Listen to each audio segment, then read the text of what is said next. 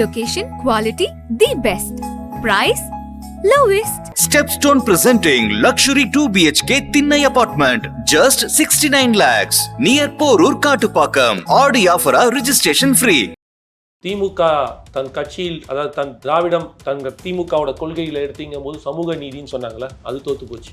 பெண்ணியம் அப்படின்னு பேசுறீங்கல்ல, தோற்று போச்சு. எல்லாமே இங்கே தோற்று போச்சு. ஏ1 புருஷன், ஏ2 பொண்ணோட மாமியார் மாமன், ஏ3 யார் தெரியுமா? என்னை பொறுத்த மட்டும் அந்த பெண்ணோட அப்பா அம்மாக்கள் ஏ3. அந்த பொண்ணு அவ்வளோ தூரம் போய் அவங்க அப்பாட்ட பேசியிருக்கு. அந்த பொண்ணு சும்மா ஒரே நாளில் முடிவு எடுக்கல.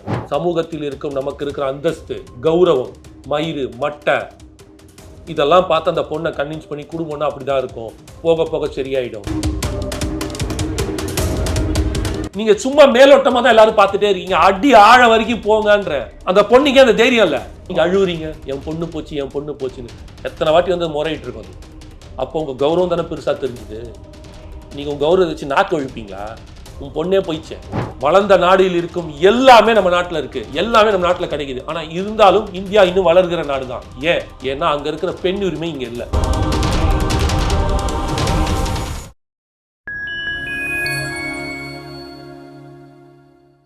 நான் உங்கள் சிங்குதுவன். நம்ம சிறப்பு நிகழ்ச்சிகள் நம்மோடு இணைந்திருக்கிறார் தமிழ்நாடு இளைஞர் கட்சியின் மாநில துணைத் தலைவர் மதிப்பிற்குரிய திரு காமேஷ் அவர்கள். வணக்கம். வணக்கம் பிரதர். எப்படி சார் இருக்கீங்க? நல்லா இருக்கும் பிரதர். திருப்பூர் மாவட்டம் அவினாசி அருகே ஒரு சோகமான ஒரு சம்பவம் 10 நாட்களுக்கு முன்பு நடந்திருந்தது.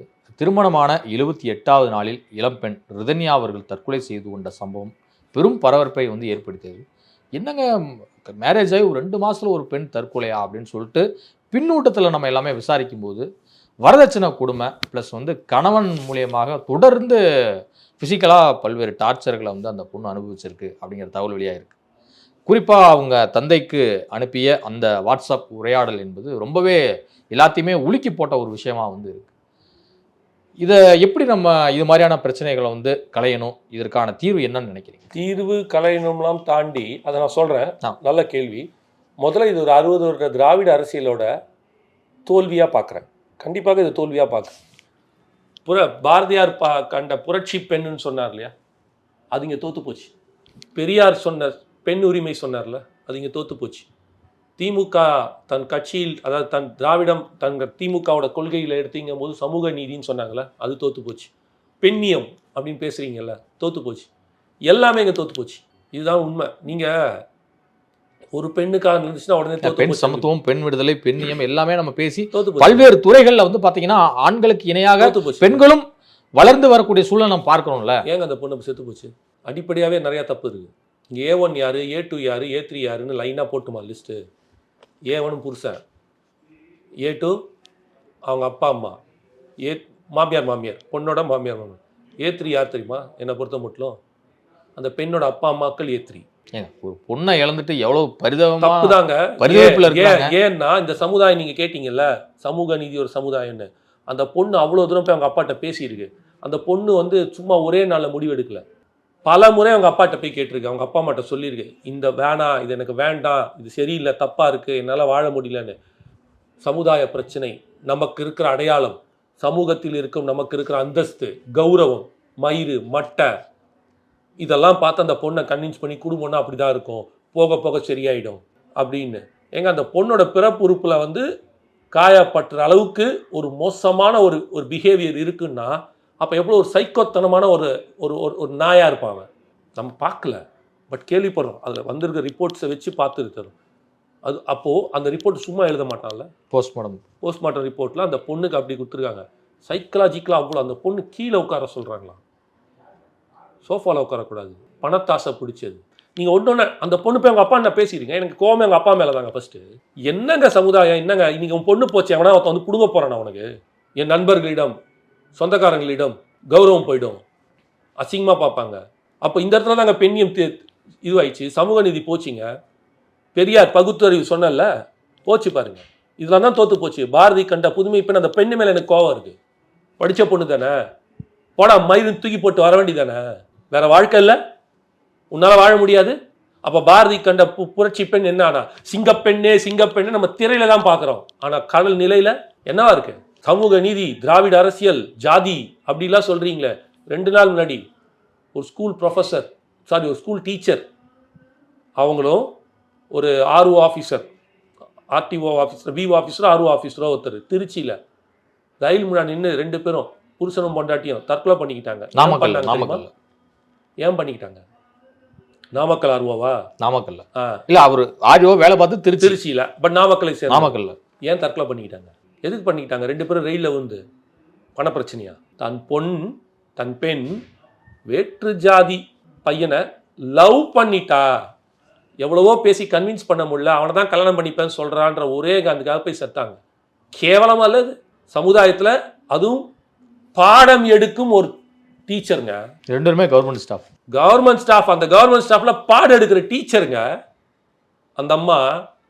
அப்போ பசங்களுக்கு நீங்கள் என்ன சொல்லி கொடுத்துருப்பீங்க இத்தனை வருஷம்? யாரோ ஒரு கடலில் இருக்கிற ஒரு ஏழை தொழிலாளி, ஒரு விவசாயி, படிக்காத யாரோ ஒருத்தன் பண்ணான்னா பரவாயில்ல. ஒரு ஆர்டிஓல இருந்திருக்காரு, வட்டார போக்குவரத்து ஆர்டிஓல இருந்திருக்காரு. ஒரு ஆர்டிஓல இருக்காருன்னா அவரோட மினிமம் கிராஜுவேஷன், இது கிராஜுவேஷன், ஒரு பட்டதாரி, minimum road transport officer, minimum பட்டதாரியா இருக்கணும். ஆமா, ஒரு டிகிரி முடிச்சிருக்கணும், மினிமம் பட்டதாரி. அப்ப அவருக்கு இந்த வயசு இருக்குன்னா அப்ப அந்த காலத்துல முதல் பட்டதாரியா வந்திருக்காரு குடும்பத்துல. கரெக்டா? ஒரு குடும்பத்தோட முதல் பட்டதாரி. அந்த சமூக நீதி எங்க போச்சு? பல மாணவர்கள், அடுத்த தலைமுறை, எத்தனை மாணவர்கள் அடுத்த தலைமுறைக்கு உருவாக்கி இருப்பாங்க அந்த அம்மா. என்ன குத்தம் பண்ணிச்சு அந்த பொண்ணு? ஒரு 1000-1500 பேரா படிச்சுட்டு போயிருப்பாங்க. அவங்க என்ன வேணா, எத்தனை பேர் வேணா, 10 பேரா இருக்கட்டும், 10 லட்சம் பேரா இருக்கட்டும், அதை பத்தி கவலை இல்லை. அப்போ ஒரு சமுதாயத்துக்கு உருவாக்கக்கூடிய, அடுத்த தலைமுறை உருவாக்கக்கூடிய நீங்க இப்படி பண்ணீங்கன்னா என்ன மனநிலை உங்களுக்கு? இப்போ இந்த விஷயத்துக்கு வருவோம், இவங்க விஷயத்துக்கு. திரையில் பார்த்து அந்த பாட்டை பார்க்குறோம், சிங்கப்பெண்ணே சிங்கப்பெண்ணேன்றீங்க. அப்போ திரையோட தான் இருக்குது. அப்போ அந்த பொண்ணுக்கு எங்கே போச்சு அறிவு? ஏன் அந்த பொண்ணு அப்போ அந்த பொண்ணுக்கு கற்றுக் கொடுக்கல, தைரியத்தை கற்றுக் கொடுக்கல? பெண்ணுக்கு தேவை தைரியம், மன தைரியம். எந்த உலகத்தில் இந்த உலகமே எதிர்த்து நின்னாலும் அந்த பொண்ணு இது மாதிரி சொல்றாங்க, நான் வாழ முடியாத கோழை ஆயிட்டேன், எனக்கு பிசிக்கலாவும் தெம்பு இல்ல சார். திருப்பி நீங்க அந்த பொண்ணை கோழையாக்குனது யார் சார்? அதுக்கு பதில் சொல்லுங்க சார். ஃபர்ஸ்ட் நீங்க பாக்குறது ஏன் சார் பாவம் பாக்குறீங்க? இந்த இடத்துல யாருக்கு பாவம் பார்க்கணும்? செத்துட்டா உடனே எல்லாரும் பாவம் பார்த்துருவீங்க, தியாகி ஆக்கிடுவீங்க. நேற்று வரைக்கும் அயோக்கியம், என்ன வேணாலும் திருட்டு பண்ணுவான், ஜெயிலுக்கு போவான், வருவான். கொண்டுட்டீங்க, செத்துட்டான் அப்படின்னா உடனே தியாகியாக்கி வச்சிருக்கீங்க. இல்ல, எல்லாருமே ஜஸ்டிஸ் ஃபார் ரிதன்யா தான் சொல்லிட்டு எல்லாத்துக்குமே சார் யார்? அதுதான் சார் சொல்றேன். தற்கொலை தீர்வு அல்ல. அந்த பொண்ணை தற்கொலைக்கு தள்ளப்பட்ட அந்த மாமனார், மாமியார், கணவன், அவங்களாம் மாமனார் மாமியார் கணவன்லாம் கிடையாது, அதெல்லாம் எச்ச நாய்ங்க. அவங்க அப்பா அம்மா வரைக்கும் நான் சொல்றேன் சார், தவறு தான் சார். நீங்க சும்மா மேலோட்டமா தான் எல்லாரும் பார்த்துட்டே இருக்கீங்க. அடி ஆழ வரைக்கும் போங்கன்ற. கீழே ஒரு புத்து இருக்கு, கரையான் புத்து. அதை நீங்க அழிக்காம நீங்க எவ்வளவுதான் மரத்தை மேல வெட்டிக்கிட்டே இருந்தாலும் திருப்பி வந்துகிட்டே தான் இருக்கும். அந்த பொண்ணுக்கு அந்த தைரியம் இல்ல. புருஷனை தூக்கி போட்டோ அவங்க அப்பா அந்த இந்த ஃபேமிலியை, கவின்குமார் ஃபேமிலி யாராவது இருந்துட்டு போட்டோம். நான் இப்ப பார்க்கறது வெறும் ரிதன்யாவா பார்க்கல, சமுதாயத்தில் இருக்கும் ஒரு பெண்ணாக பார்க்கிறேன். இப்ப நான் பேசுறது வெறும் ரிதன்யாக்காக இல்ல, ரிதன்யா போல் பாதிக்கப்படுற பெண்ணுகளுக்காக பேசிட்டு இருக்கேன். தொடர்ந்து நடந்தது, நடக்கிறது, நடக்கும். இல்ல, ரிதன்யாவுக்கு பிறகு தமிழ்நாட்டில் 2 டவுரி கேஸ்ல அதான் சொல்ல வரேன். நடக்கிறது, கன்னியாகுமரியில நடந்தது, நடக்கிறது, நடக்கும்.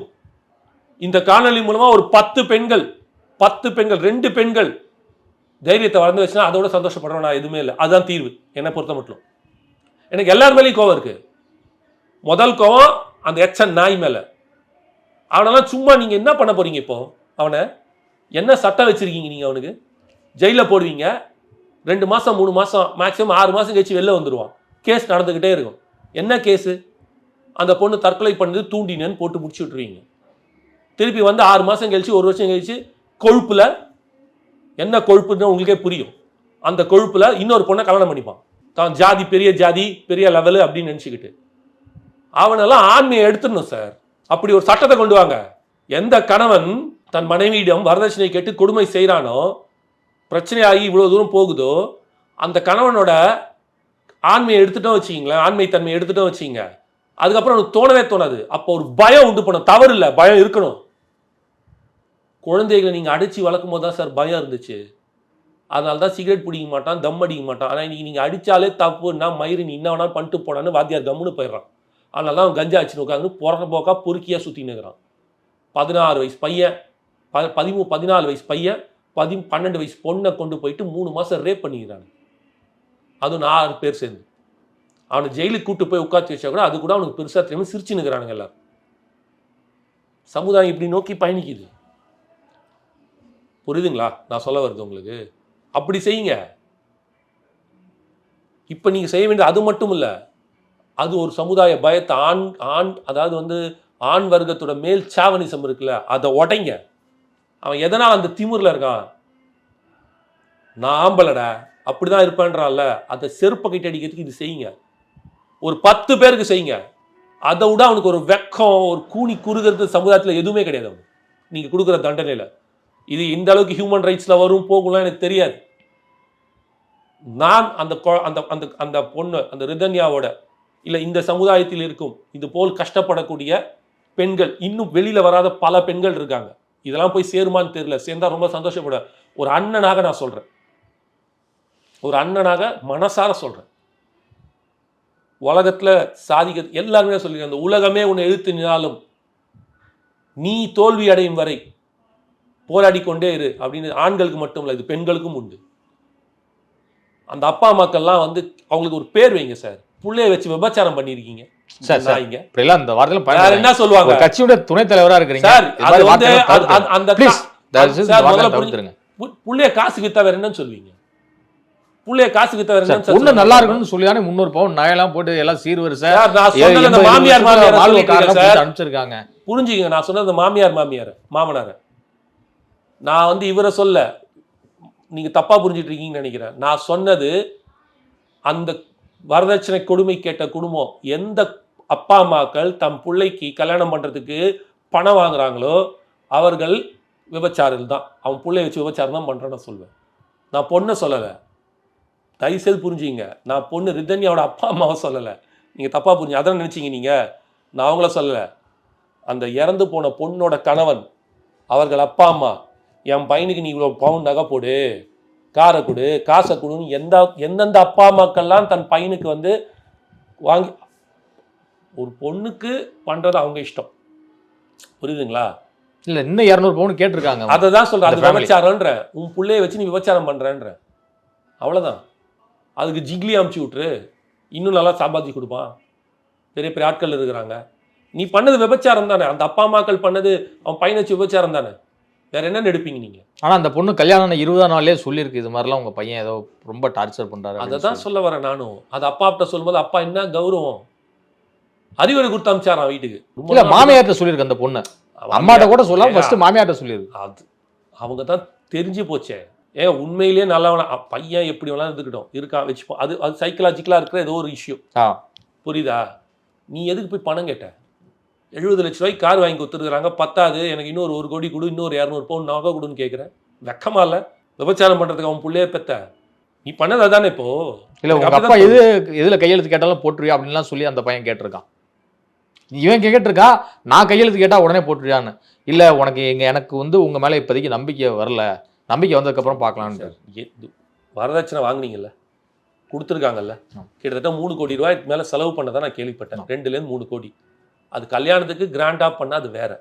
உங்களுக்கு 100 பவுன் நகை அவராக போட்டால் வேற. நீங்கள் டிமாண்ட் பண்ணுறீங்கல்ல, அப்போ நீங்கள் விபச்சாரம் தான் பண்ணுறீங்க உங்கள் பையனை வச்சு. ஏன் அங்கேயே அவங்க முடிச்சிட்டாங்க.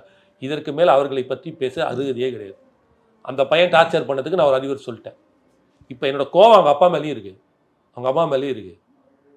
யாருக்குமே தெரியாது சார் இவ்வளோ மோசமானவங்களா இருப்பாங்க. கைதாகி உள்ளே இருக்காங்க. நீ இல்லை, கல்யாணம் பண்ணி கொடுத்தீங்க, எதுக்கு சார் உங்கள் பொண்ணை கல்யாணம் பண்ணி கொடுக்குறீங்க? சந்தோஷமாக வாழணும் தானே, இவ்வளோ கஷ்டப்பண்ணி நீங்கள் அழுவுறீங்க, என் பொண்ணு போச்சு என் பொண்ணு போச்சுன்னு. எத்தனை வாட்டி வந்து முறையிட்டு இருக்கும் அது. அப்போ உங்கள் கௌரவம் தானே பெருசாக தெரிஞ்சுது. இன்றைக்கி உங்கள் கௌரவத்தை வச்சு நாக்கு ஒழிப்பீங்களா? உன் பொண்ணே போயிடுச்சே, தூக்கி போட்டு வாங்க சார். 6 மாதம் கழிச்சு அந்த பொண்ணுக்கு வேற ஒரு நல்ல வாழ்க்கையை வெட்டு கொடுங்க சார், நல்ல பையனாக பார்த்து. உலகத்தில் நடக்காதுதான்னு என்ன தவறுன்ற சார்? வாழ்க்கை சந்தோஷமாக வாழணும். ஆமாம், கண்டிப்பாக.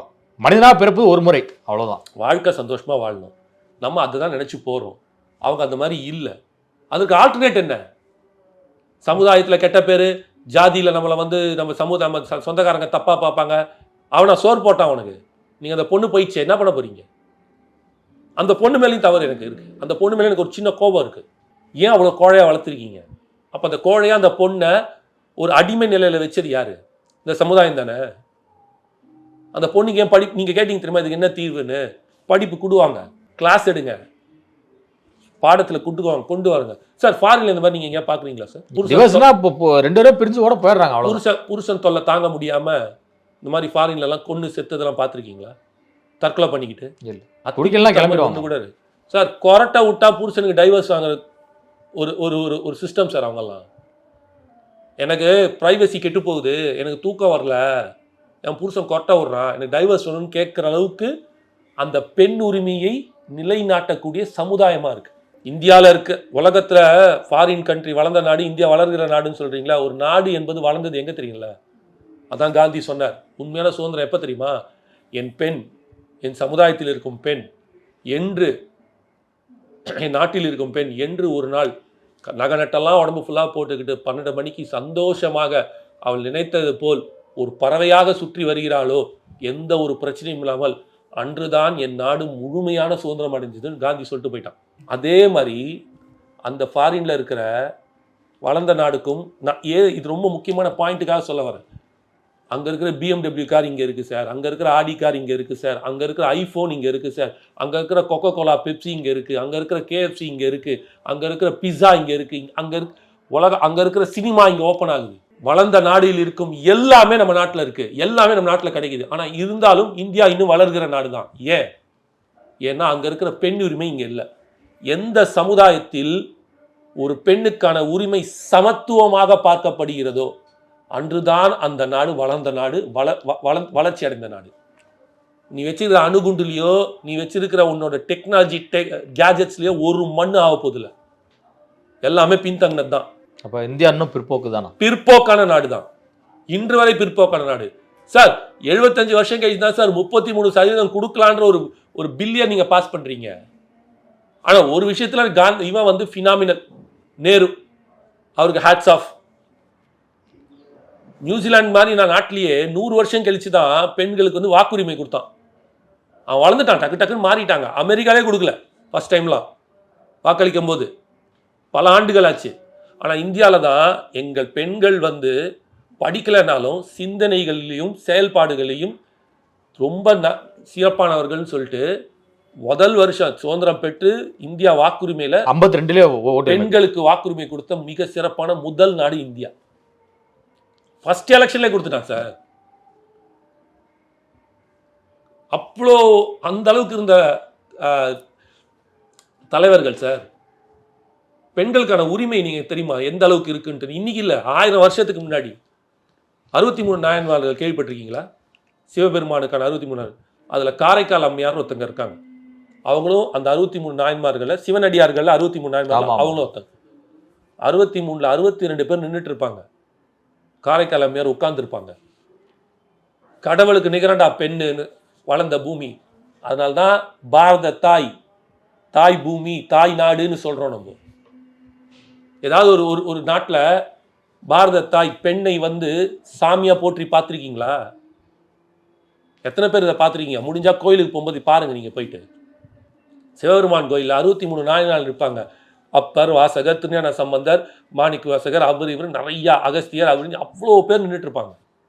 63 பேர் இல்லை 62 பேர் நின்று கொண்டு இருப்பார்கள். காரைக்கால் அம்மையார் ஒரே ஒரு பெண்மணி உட்கார்ந்து இருப்பாங்க சமத்துவமா.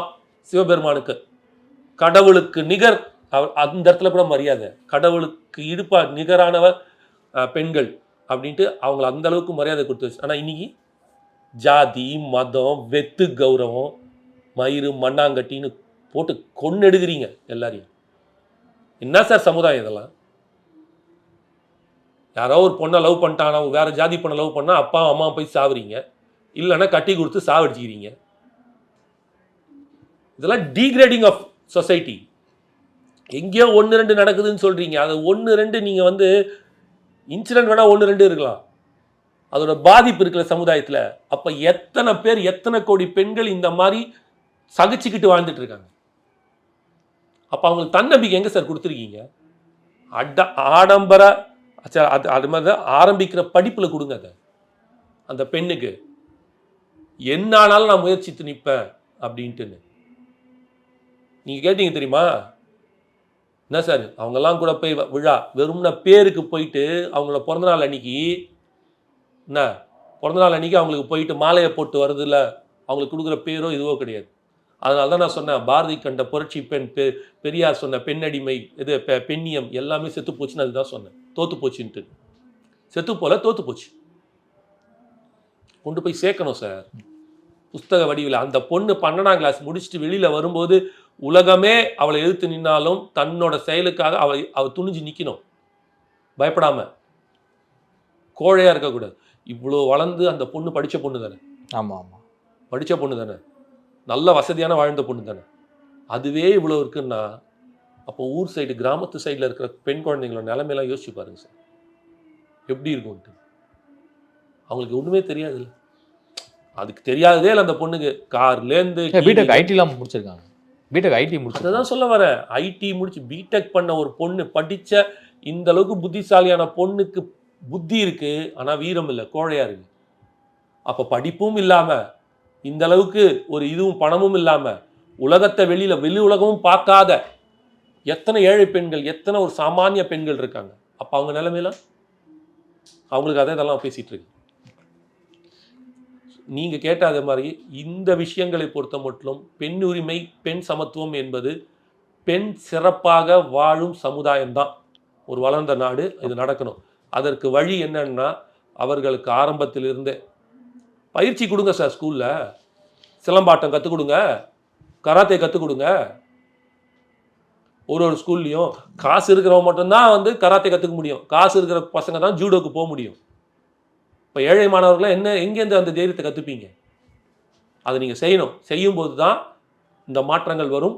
சமுதாயத்தில் அவர்கள் மீது வரும் அந்த வன்மங்களும் அவர் மீது எழுப்பப்படும் இத்தனை மாதிரியான பிரச்சனைகளையும் அவர்களே யாரோட ஆதரவும் இல்லாமல் தனிச்சு நின்று ஜெயிக்கக்கூடிய ஒரு தன்னம்பிக்கையும் வீரமும் வரும் நான் சொல்கிறேன். இதுவரை உங்கள் பல்வேறு கருத்துக்களை கொடுப்பேன். நமக்கு நன்றி. நன்றி பிரதர்.